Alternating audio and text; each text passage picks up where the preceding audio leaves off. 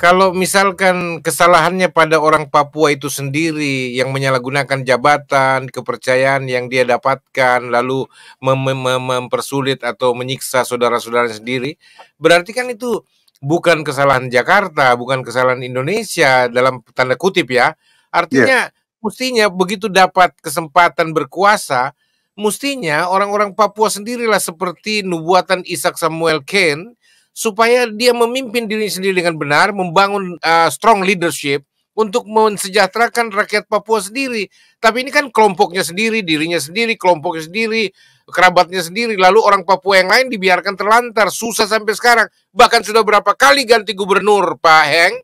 Tapi itu pengungsi nggak beres, nggak selesai dari tahun 2014 tuh.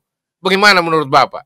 Iya, Bapak, itulah yang membuat bangsa yang menamakan diri dia lebih civilized, yaitu bangsa Belanda. Bapak lihat di Papua Nugini, sama.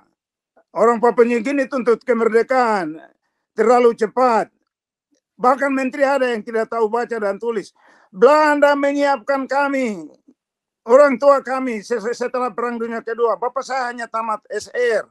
Tapi disiplin untuk memanage dalam dunia modern yang baru belum ada. Datang ini para perampok ini, Soekarno untuk ambil alih. Jadi kami belum siap. Bapak dulu wilayah Inarutali, wilayah Wamena itu dijadikan untuk bahan antropolog untuk pergi melihat, mengukur besarnya koteka, itu makannya apa, beraknya di mana.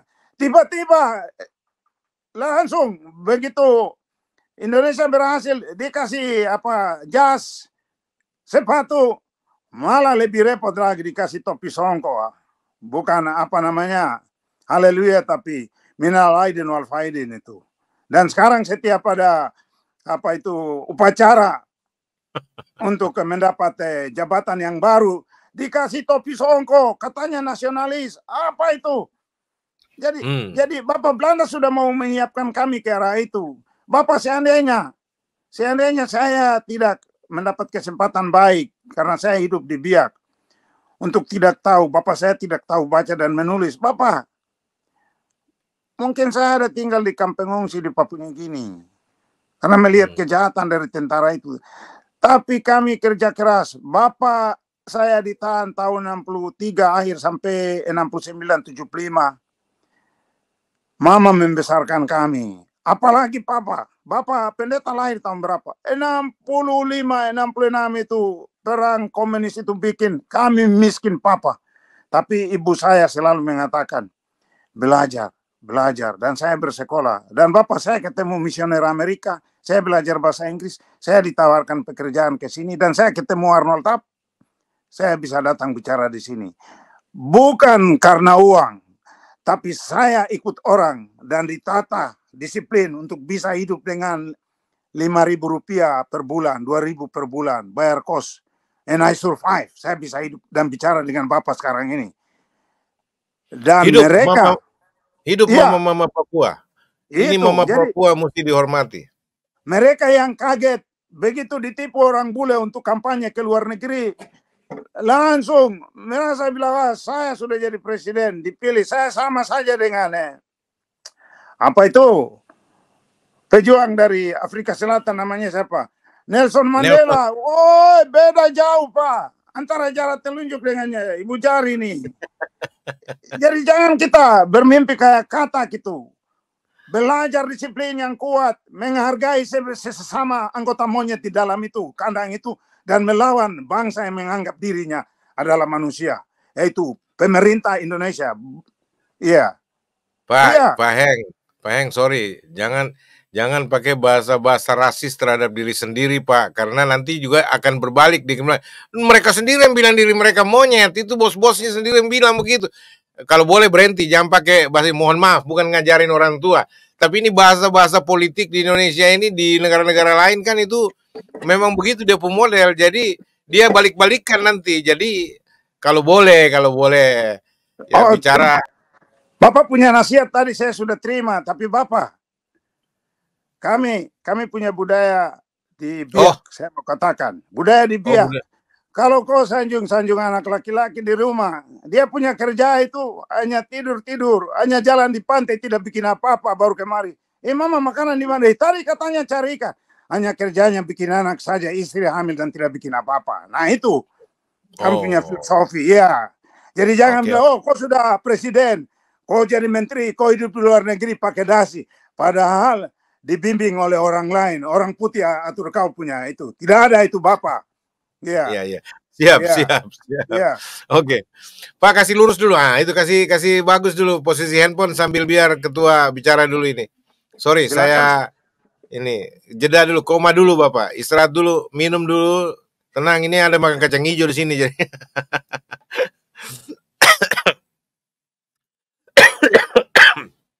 Tuan Jeff. Bung Jeff, kayaknya itu atau suara monitor, suara handphone terlalu besar kan? Kayaknya ada double mantul. Saya di sini kacau, ini nggak bisa dengar. Bung Jeff kecilin dulu itu apa monitor atau ada monitor di tempat lain hidup. Sekarang baik kah? Coba. Itu. Apa ini? Bukan lampu kayaknya, bukan lampu. Apa? Ada monitor yang hidup di situ, yang connect. Kasih mati dulu radio atau apakah atau handphone lain yang YouTube. Kasih mati dulu. Bagaimana sekarang bisa? Kalau ini bagus, kalau Anda bicara bagus, tapi kalau saya, oh ya. Oke lah, bicara aja, silakan Bung. Mungkin Pak bisa dengar baik ya? Halo? Bagus. Bapak lanjut aja. Baik. Jadi terima kasih Bapak Bishop Joshua Bangsa Papua dan juga kepada seluruh rakyat bangsa Papua yang kami hormati dan kami banggakan, seluruh penggemar Paradoks Papua atau Honai Bangsa Papua, dan juga pemerintah Indonesia dan masyarakat internasional yang saat ini sedang mengikuti Paradoks Papua dalam topik yang cukup baik.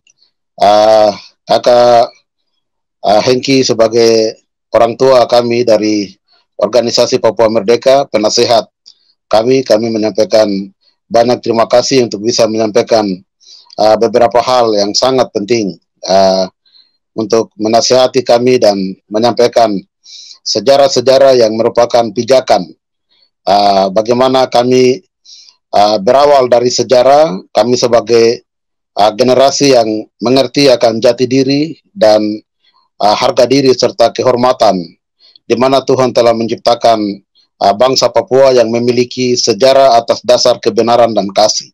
Dan itu yang sudah disampaikan oleh Pak Hengki Rumbewa sebagai orang tua dari organisasi Papua Merdeka sekaligus penasehat dari Dewan Militer.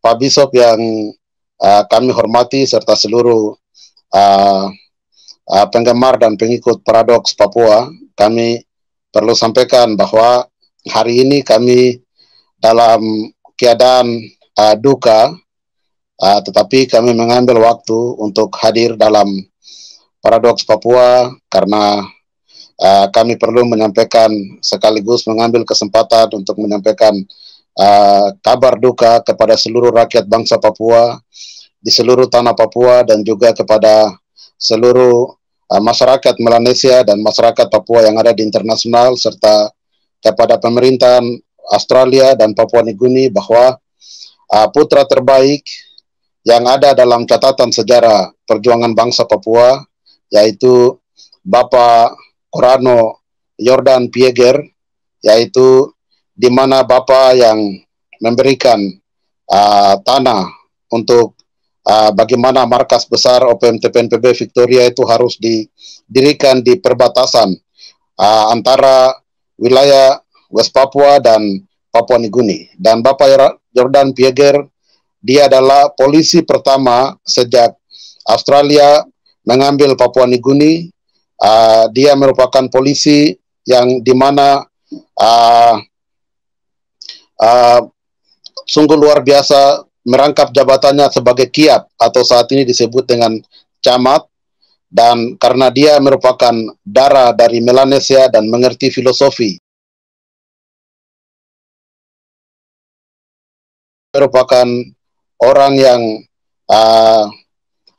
sangat mendukung perjuangan bangsa Papua. Oleh sebab itu, sejarahnya yang begitu identik yang sulit kami sebagai generasi baru melupakan bahwa sebelum Papua Nugini merdeka, beliau diangkat sebagai polisi Papua Nugini, namun karena perjuangan yang gigih yang dijalankan oleh seluruh rakyat bangsa Papua pada saat itu oleh pemimpin-pemimpin Papua, yaitu Ferry Awom, Permenas Mandacan, dan yang lain-lain. Beliau mendengarkan bahwa di Papua ada darah dan air mata untuk berjuang bagi kedaulatan bangsa Papua. Oleh sebab itu, dengan jabatan Camat, beliau dengan posisi sebagai polisi Australia di Papua Nugini membawa kabur satu pucuk senjata milik pemerintah Australia dan bergabung secara resmi bersama organisasi Papua Merdeka. Dan beliau memberikan markas di mana ketika tekanan politik, di mana setelah invasi militer pada 1 Mei 63 dan kemudian operasi militer, operasi intelijen di Papua, semua pemimpin-pemimpin Papua setelah organisasi Papua Merdeka lahir, perlu kami sampaikan kepada seluruh rakyat bangsa Papua bahwa 2 hari lagi mulai sekarang, hari ini tanggal 26, tanggal 27 dan tanggal 28 Juli itu hari lahirnya organisasi Papua Merdeka di Kepala Burung, tempatnya di Manokwari, di Pasar Sanggeng. Di situ para pendiri-pendiri organisasi Papua Merdeka dari wilayah Kepala Burung, yaitu Pak Asmuruf, kemudian Pak Salosa, kemudian beberapa orang-orang tua Jambuane, dan semua orang-orang dari Sorong berpikir dan mendirikan organisasi Papua Merdeka dalam sebuah meeting resmi, melahirkan organisasi Papua Merdeka, dan kepemimpinan OPM itu dengan penuh rasa bertanggung jawab bapak-bapak kami dari wilayah Kepala Burung memberikan kepada saudara-saudara kami dari Pulau Biak, yaitu Ferry Awom, Permenas Awom, dan Lodwig Mandacan untuk melanjutkan sejarah perjuangan bangsa Papua. Oleh sebab itu, kalau ada satu generasi yang menyatakan bahwa OPM itu hanya sebuah nama atau sebuah stigma, itu tidak benar. Sejarah organisasi Papua Merdeka itu telah terpatri dan terpendam, berkolaborasi dan tertanam secara solid di dalam sanubari dari setiap anak negeri Papua, dari generasi yang lampau, generasi sekarang, dan generasi yang akan datang. Organisasi Papua Merdeka telah terpatri dan itu menjadi sebuah organisasi simbol perlawanan rakyat Papua, dan organisasi itu sedang dijalankan administrasi secara resmi di markas besar OPM TPNPB Victoria. Dan saat ini saudara-saudara bisa melihat Kakak Hengki Rumbewa sebagai Dewan Penasehat Militer dan kami sebagai Ketua Organisasi Papua Merdeka yang ke-9 setelah pertama Rumkorem dan Prai. Jadi Bapak Yordan Pieger adalah salah satu bapak, merupakan Korano, kepala suku di wilayah perbatasan, putra terbaik dari suku Menam, dari suku besar yaitu Mamramu dan Tami yang disebut dengan Mamta. Dan dia adalah orang yang mengukuhkan Seth Japhet Rumkorem dan Jacob Hendrik Prai, yaitu setelah proklamasi 1 Juli 71, Seth Japhet Rumkorem sebagai Presiden Revolusi dan juga Jacob Hendrik Prai sebagai Kepala Senat Konstitusi 1 Juli 71.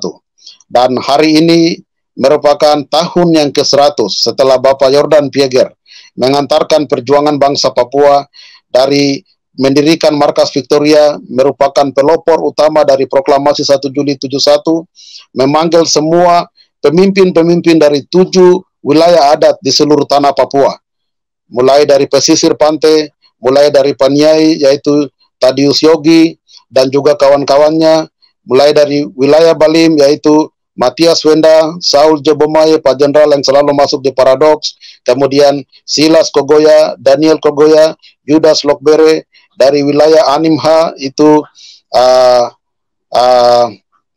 Pak Bernard Mawen dan juga Geradus Tommy. Kami tidak lupa lagi Pak Kelly Kwalik dan juga Boni Anaya. Jadi semua pemimpin-pemimpin perjuangan bangsa Papua waktu itu hadir di mana di tempat di tanah Mamta sebagai tanah besar. Rakyat Mamta bersama pemimpinnya Pak Jordan Pieger memberikan tanah dengan segala macam isinya untuk bagaimana perjuangan dipertahankan dan dilanjutkan dari markas besar OPM TPNPB Victoria. Bapak telah meninggal tadi pada jam 12 pagi, jam 1 pagi hari ini. Bapak melepaskan nyawanya di markas besar Victoria, dan hari ini secara resmi kami mengambil waktu menyampaikan kepada seluruh rakyat bangsa Papua bahwa Bapak Jordan Pieger Korano, wilayah perbatasan yang menaruh tanah di perbatasan antara Papua Nugini dan Papua Barat, yang dimana perjuangan bangsa Papua tidak terlepas daripada ideologi dan filosofi Melanesian, dari Sorong sampai Samurai. Oleh sebab itu kami masih mempertahankan perjuangan ini, dan pada kesempatan ini kami menyampaikan secara resmi dari markas besar Victoria, kami akan menguburkan Bapak pada besok sore jam 3. Itu merupakan sedikit sejarah kilas balik daripada Bapak Jordan Pieger. Turut berduka Pak, seluruh keluarga besar kami Kalam Kristus Channel dengan keluarga besar Paradoks Papua turut menyampaikan bela sungkawa. Semoga keluarga yang ditinggal dalam penghiburan Tuhan. Terima kasih. Amin. Hormat. Sebelum saya lanjut ke sedikit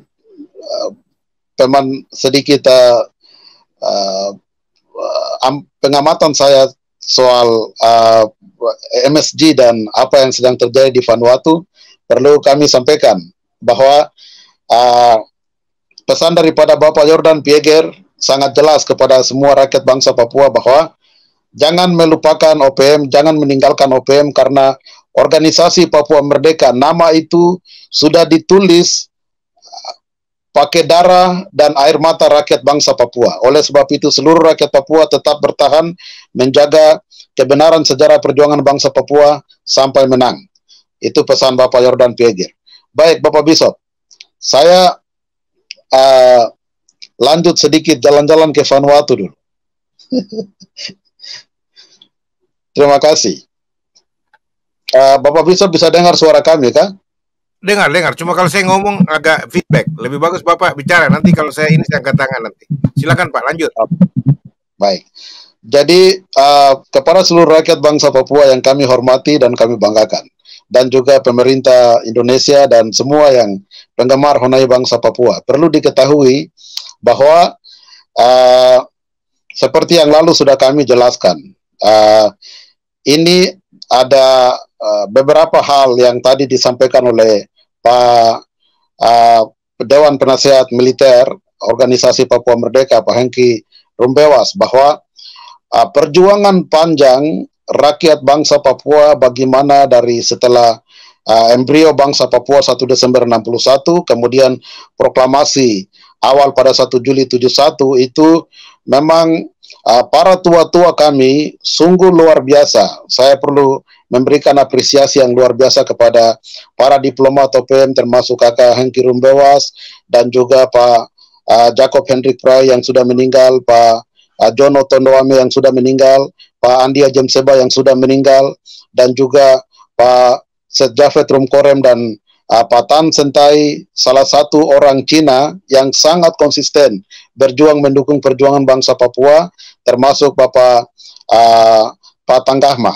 Jadi rakyat bangsa Papua harus ketahui bahwa Vanuatu merupakan markas kekuatan perjuangan bangsa Papua mulai dari 1971. Itu orang-orang tua kami telah mendirikan setelah melakukan diplomasi mulai dari wilayah-wilayah Melanesian, Pasifik sampai ke Afrika dan Karibian, dari semua diplomasi OPM yang dimana diakui di dunia internasional dan pernah dimasukkan resmi dalam undang-undang dari negara itu ada 2 negara, yaitu negara Senegal di Afrika dan Karibian, kemudian negara di Pasifik yaitu Vanuatu. Perjuangan panjang yang dimana negara Vanuatu bisa mempertahankan secara tegas untuk mendukung perjuangan bangsa Papua yang didasari atas pernyataan Walter Lini bahwa kalau Papua Barat dengan Kanaki tidak merdeka, maka Vanuatu tidak merdeka dan Melanesian tidak lengkap. Itu sebuah pernyataan yang cukup luar biasa yang menginspirasikan bagaimana tua-tua kami bisa masuk dan terakhir Pak Andi Ajem Seba dan Pak Jonoto Ondoame, Dr. Jonoto Ondoame, mereka betul-betul menempati Vanuatu sampai dengan melahirkan undang-undang di Vanuatu yang disebut dengan Wantok Bilo Yumi Bill. Kami perlu menjelaskan kepada rakyat bangsa Papua bahwa di sisi yang lain kita bisa beranggapan bahwa kenapa sampai bisa ada artis-artis dari Papua yang memakai bendera Indonesia masuk, yang mencoba untuk merongrong komitmen pemerintah Vanuatu. Saudara Jakari Melena dan juga adik-adik yang lain yang bisa masuk tetapi mereka pakai bendera Indonesia. Kemudian ada artis juga dari bangsa Papua, dari Black Sister, ada beberapa saudari-saudari dari Australia dan juga Sorong Tu Samurai band yang dipimpin oleh saudara Airi Leke dan teman-temannya. Kami berikan salut karena bisa mengantarkan identitas perjuangan bangsa Papua. Di sini yang perlu dicatat bahwa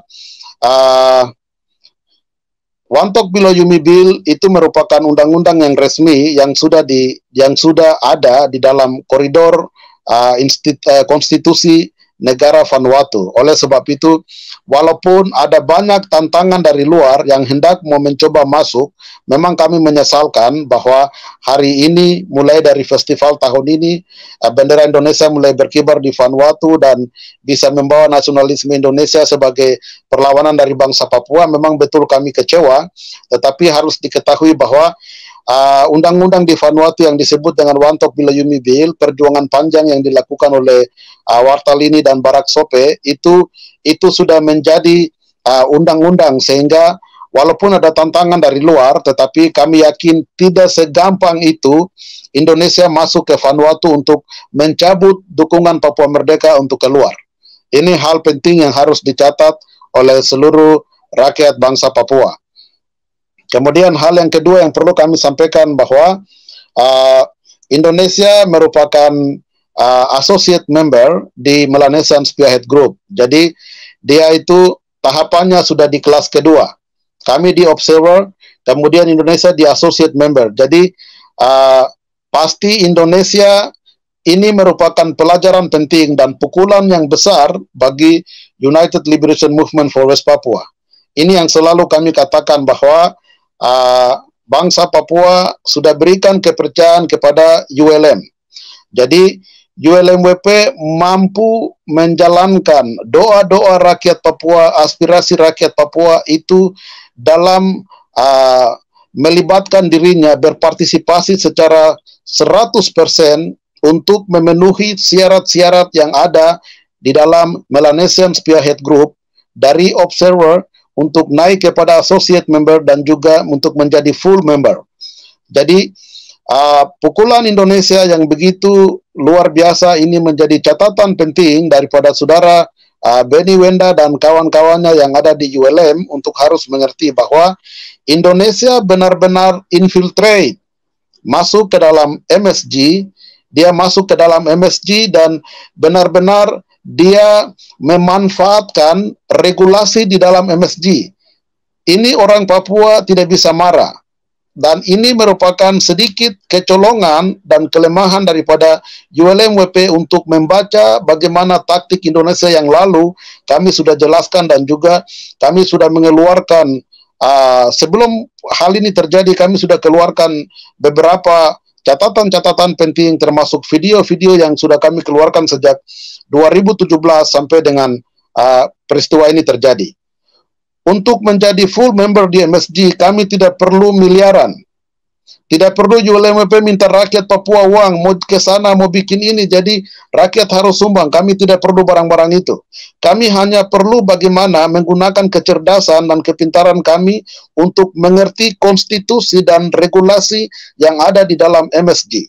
Dan ini yang dilaksanakan oleh Indonesia, posisinya sebagai observer, dia betul-betul implementasikan itu, dan Melanesian Spearhead Group melakukan yang ke-7 kali untuk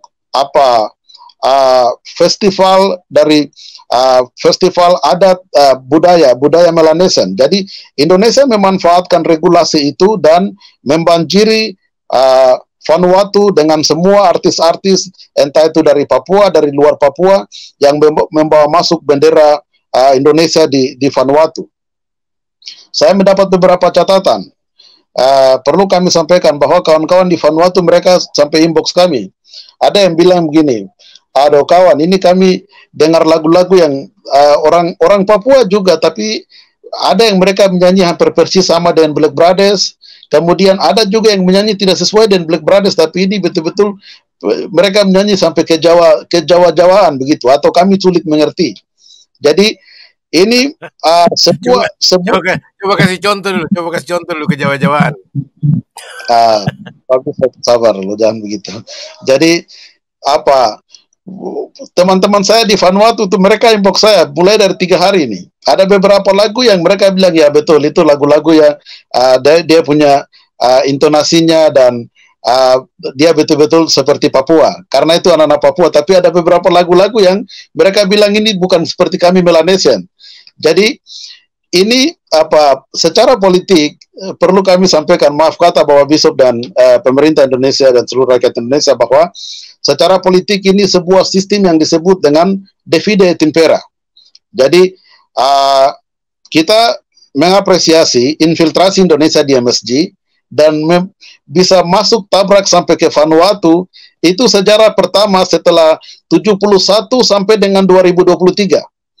Tidak pernah Indonesia masuk ke Vanuatu, tidak pernah banyak bendera Indonesia di Vanuatu, dan tidak pernah ada seni budaya yang mengatasnamakan Indonesia masuk ke Vanuatu dengan jumlah yang besar. Setelah UP membangun itu setengah mati dapur perjuangan bangsa Papua di Vanuatu, setelah 39 tahun, hari ini 2023, tahun ini merupakan tahun sejarah Indonesia menghancurkan itu tembok dan masuk ke Vanuatu. Dan ini harus dicatat baik oleh saudara-saudara ULMWP, bahwa ini pukulan yang sangat berat bagi ULMWP untuk harus berpikir secara kritikally, harus dengan cara bagaimana untuk proses ini, infiltrasi ini tidak boleh terjadi. Dan ini tidak terlepas daripada target Indonesia yang saat ini posisi mereka sebagai associate member. Mereka dan mencoba berusaha untuk menuju kepada full member. Jadi rakyat bangsa Papua harus tahu, bukan ULMWP dan rakyat Papua, bukan kami saja mau mencoba untuk masuk ke full member, tetapi Indonesia juga ada sedang penetrate, dia sedang masuk untuk mencoba menjadi full member di MSG. Dan dari regulasi saya perlu menyampaikan, karena ini kami sudah menyampaikan beberapa kali. Saya selalu mengeluarkan video soal regulasi, mekanisme, sistem dan prosedur yang ada di MSG. Secara regulasi, sistem dan mekanisme yang ada di MSG, kami melihat bahwa Indonesia sedang memetik banyak poin. Jadi bulan depan pertemuan, kalau itu terjadi, kita tidak pesimis, tetapi nanti kita lihat apa yang akan terjadi pada meeting. Keputusan itu nanti akan terjadi seperti bagaimana.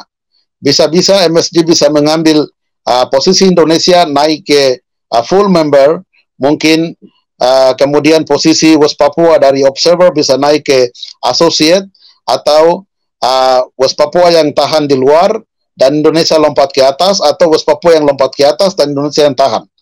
Kalau soal drop out atau keluar dari MSG itu tidak akan. Jadi itu sedikit hal yang perlu kami sampaikan. Ada sebuah proses divide et impera, perpecahan yang diciptakan oleh pemerintah Indonesia terhadap rakyat Papua, dan ini merupakan bagi Indonesia merupakan sebuah kesuksesan. Bagi bangsa Papua ini merupakan sebuah pelajaran. Bagi UNWP ini merupakan pelajaran. Bagi Indonesia merupakan keberhasilan, bagi UNWP merupakan pelajaran, tetapi bagi saya sendiri nanti kita lihat proses berikutnya akan sampai ke tingkatan mana. Jadi itu yang bisa kami sampaikan Bapak Bishop, dan rakyat bangsa Papua, perjuangan menuju bangsa Papua merdeka dan berdaulat sudah kami sampaikan. Selalu kami sampaikan bahwa kami bukan karena benci orang Indonesia, bukan karena benci siapa-siapa, tapi itu hak kami. Kami punya hak yang Tuhan kasih, dan dengan segala cara apapun, Indonesia mau infiltrate ke MSJK, Indonesia mau tutup di SCP, di African dan Caribbean sampai ke PBBK, kami yakin bahwa kebenaran yang dimiliki oleh rakyat bangsa Papua dalam perjuangan bangsa Papua itu seperti air yang mengalir. Air dapat dibendung, tapi tidak akan pernah bendungan itu dia kuat. Sampai kapanpun bendungan itu akan bocor, dan pasti kemerdekaan itu akan datang bagi rakyat bangsa Papua. Hormat Pak Bishop, untuk sementara demikian. Koma dulu Bung, thank you. Luar biasa.